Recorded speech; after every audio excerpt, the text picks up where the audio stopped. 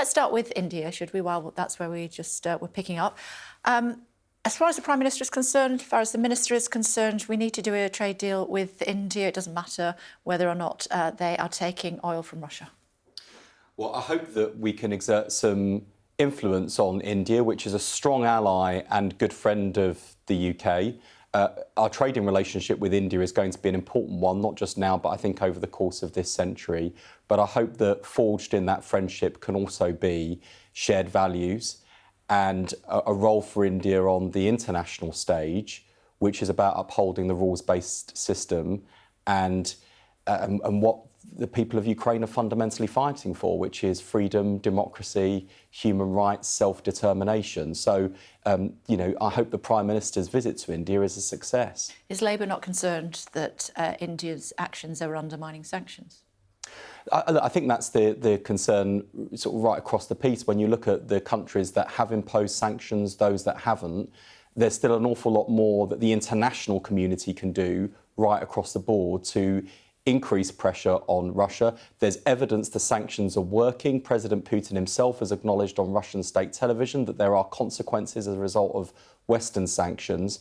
But I would urge countries around the world to really think about how they would feel if this had happened to them, if their borders had been violated in this way, if their freedom to determine their own foreign policy was under threat in this way, and more devastatingly, if lives were being lost and bodies were being piled on the streets in the way that we've seen in Ukraine in the wake of the Russian invasion. Education Secretary sat there, as I said an hour ago, exactly where you are, and he said that your leader has misled Parliament over the BBC and he needs to look at himself in the mirror.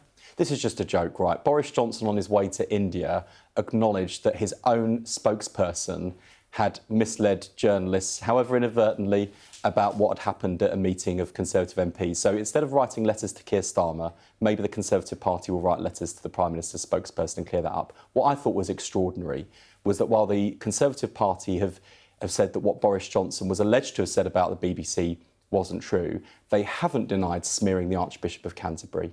We've had Conservative MPs out on Easter Sunday trying to tell the Archbishop of Canterbury what he could and couldn't say in his Easter message, and now trying to smear the Archbishop of Canterbury, suggesting the Church of England had somehow been more soft on Russia than the Archbishop of Canterbury has been on the government's approach to Rwanda. And as an Anglican, I find that deeply offensive. But I also would just say, especially to decent Conservative MPs, who must be horrified at the way Boris Johnson behaves, how many more institutions in this country are you going to allow the Prime Minister to trash? Smeared the Archbishop of Canterbury, lied to Parliament.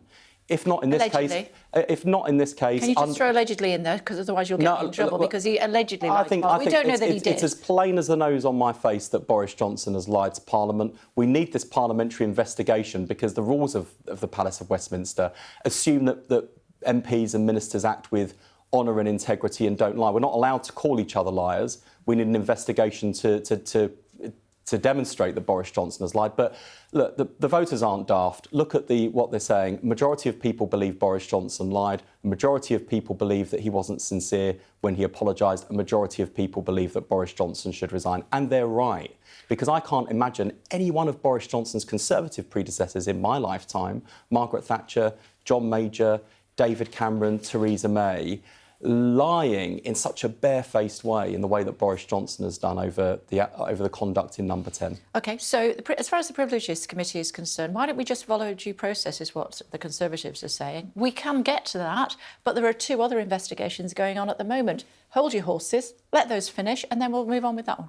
And Labour's motion, which is a cross-party motion today, supported by a whole range of opposition parties, acknowledges that the Privileges Committee would be required to take into account the Metropolitan Police full investigation and Sue Gray. That doesn't mean they can't or shouldn't start work straight away. And what we've got today... What is there to be gained? Well, because, Kate, the way that Parliament works, we can't actually challenge Boris Johnson on his conduct except on a motion like the one we have today and a process that we're trying to instigate today.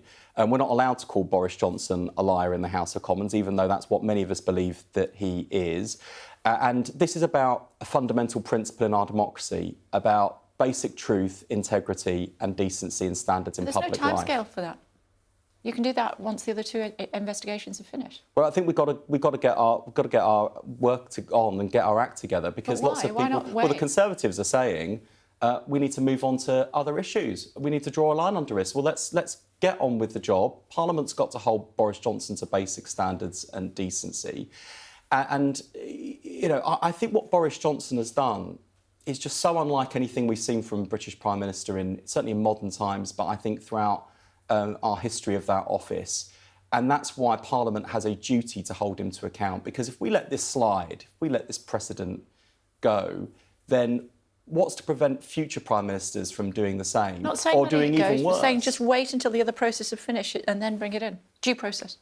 But I think, Kay, that's what our motion today allows for. What the Conservative amendment today is about is trying to provide cover for Boris Johnson to try and distract and deflect and to allow their MPs to go back to their constituents and wash their hands of this, when actually what's happening is that, as well as trashing a whole load of institutions in our public life, Boris Johnson is also trashing one of the oldest and most successful political parties in the history of Western democracy, the Conservative Party. And I know many decent Conservative MPs are agonising about this, and I fear that many of them, despite their misgivings about Boris Johnson, despite knowing he's not up to the job, despite knowing he's lied to them and lied to Parliament, lied to the country and even lied to the Queen, they will troop through the lobbies like lemmings today because they don't have the courage to stand up for what is right. They don't have the courage to stand with their voters. Is this a waste of time voting then? Well, I think it will. I think Conservative MPs need to show where they stand today. And if they don't stand with their voters, on May the 5th, the voters have a chance to send a direct message to Boris Johnson and to Conservative MPs. Because I don't believe that the Conservative Party is a fit and proper party any longer. I don't believe that Conservative MPs are upholding basic standards in public life. I don't believe that they're standing up for their constituents. I don't believe they're standing up in the national interest. I'd love for them to prove me wrong today, but if they don't, I would appeal directly to decent Conservative voters, in many cases lifelong Conservative voters, who are horrified by what they've seen from their Prime Minister. I urge them to use the May the 5th elections to send a direct message to the Conservative Party, to Boris Johnson, in the hope that we get better leadership, a better Prime Minister and a better Conservative Party, which is in the interests of basic democracy and decency in public life. Where do you stand on civil servants going back to the office?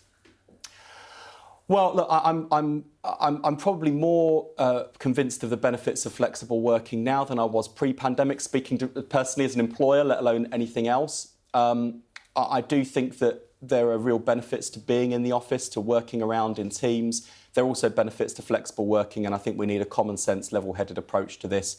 And I hope that I hope that's the approach that permanent secretaries and their managers. So not back to the office 5 days a week, but some sort of hybrid. Yeah, I think it will be different for different people. I mean, I suspect in some parts of government... I have to come to the office to go to work. Well, I suspect in some parts of government people have never left the office. Yeah. And I suspect, to be fair to lots of civil servants, I suspect when they were in the office, they weren't having a party during lockdown. You know... You're always on point, aren't you? I think, to be honest, Kate, I understand the frustration voters feel when we keep on coming back to this issue sometimes. I'm just genuinely outraged, and I don't think people should underestimate why we're outraged, which is partly the issues I've talked about in terms of decency, but also spent time with COVID-bereaved families who are absolutely furious with rage at the pain and sacrifices they went through, at the way in which they took so seriously the rules that Boris Johnson took so lightly. OK. Mr Streeting, we must leave it there. I know you've got a very busy day ahead, so I'll let you go. Thank you. Thank you very much indeed for joining us. Much appreciated. Thank you.